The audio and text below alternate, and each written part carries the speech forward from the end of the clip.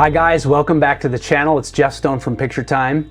It's been a while since we posted any 4Runner content, but one of the reasons why is just over a year ago, my 2020 4Runner and I were involved in a major accident. I was coming home in August of 2021. I was traveling highway speed on a 2-lane road and another vehicle turned left in front of me with little to no time to react. And I T-boned a 3/4 ton van at about 55 miles an hour. Thank the Lord I'm okay.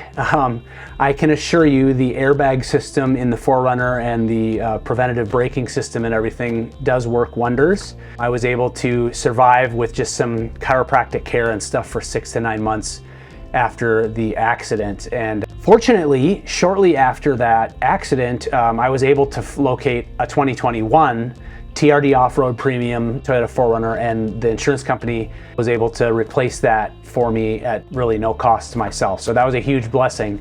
It wasn't long before I went back and kind of put the same kind of adjustments, modifications on the 21. So, you know, the Predator steps, I did the Heritage grille, I did the Raptor lights again, the TRD skid plate up front, and then it came to the roof rack.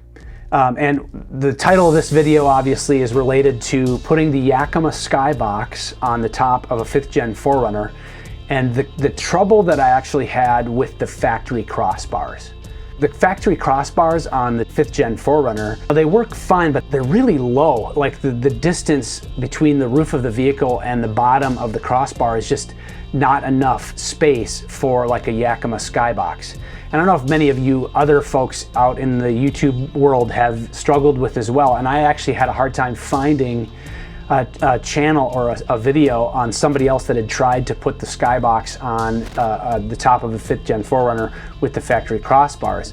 I just didn't get to work. I mounted it and then it would rattle against the top of the roof when you're going down the highway. And so I needed to find another solution. And I didn't want to do a big goby rack or whatever. I wanted to really try and keep it fairly stock. And so I came across a brand called LFD OffRoad, and they have these LFD OffRoad Crossbars that actually mount directly to the factory side rails. There's no drilling, and they actually work really slick. They're very heavy and sturdy, and the distance between the roof and the crossbar is greater because the crossbar is actually elevated a little bit. And so I thought I'd give them a try. I actually found them at Apex Overland and ordered them online. And I'll say, like, with all my review videos and everything, like, I'm not paid by LFD or anybody to do these reviews. I find stuff that works for our vehicle or for what we're doing. And if it works, I'll share it with you. This is an honest review, not something I was paid or compensated for in any way. I'm only compensated or rewarded by you guys engaging and watching and subscribing and liking. So thanks for doing that. But I'll tell you a little bit about the LFD. I actually found 2 crossbars used online and then bought the other ones at apexoverland.com. I'll put a link in the description below for where you can get this stuff. But essentially they're super easy. They came super well packed, and then to install them, you know, I've seen a couple different videos about how guys have removed things or taken off caps and stuff and slid them in from the backside, but really they're really easy to install and you don't need to remove anything to install them. What I did was just lay a towel under the factory rack and then use the little nut and screw, like little bolt and screw that has like a channel on it that fits into the side channel of the cross rail of the 4Runner. And then that grabs the flat side of the crossbar. And then it comes with an Allen key that fits the bolt, and you just tighten everything down. For install, I just got them up there, the 4 bars installed, and tried to eye it up where they're spaced evenly apart. And you can measure it with a tape measure if you like, but just kind of eyed it up and then got them installed. And then once you get them on there, if you want to adjust them, you can just loosen the bolt just slightly and shift the bars frontwards or backwards to get them spaced how you'd like them. One thing I also opted to get was the LFD Off-Road windscreen that really reduces the noise from the roof rack as you're driving down the highway.